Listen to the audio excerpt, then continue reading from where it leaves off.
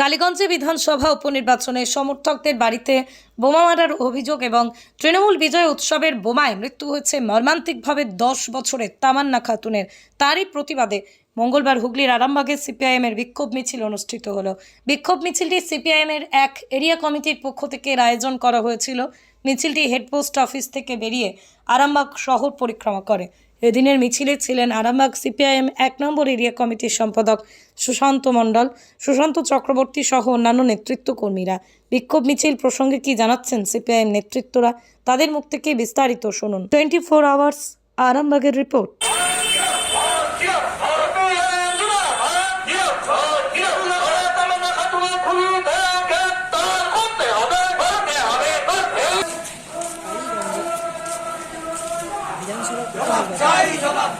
তৃণমূলের জয় লাভের পর তৃণমূলের ভিক্ষার মিছিল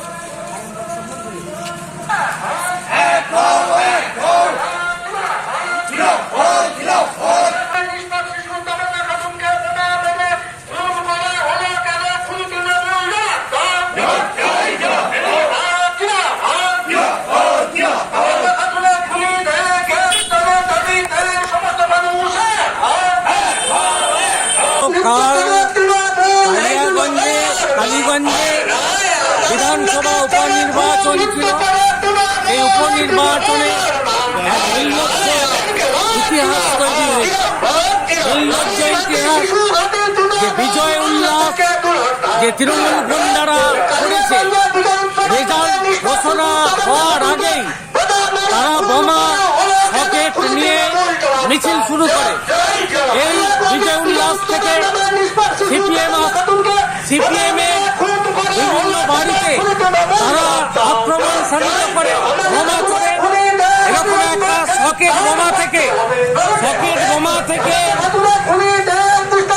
একটা দুধের শিশু যে শিশু অজ্ঞতা নিয়ে উঠোনে খেলছিল, সেই মেয়েটির মাথায় সকেট লাগে এবং নির্মমভাবে সেই মেয়েটি তার মাথা উড়ে যায় এবং লুটিয়ে পড়ে। এরকম একটা যে 9 বছরের শিশু, তাকে পশ্চিমবাংলা থেকে হারিয়ে যেতে হলো। তার বাবা মার স্বপ্ন, মেয়েটির রঙিন স্বপ্ন সব ধূলিসাৎ হয়ে গেল। এই লুটেরা বাহিনী, তৃণমূলের হিংসা বাহিনী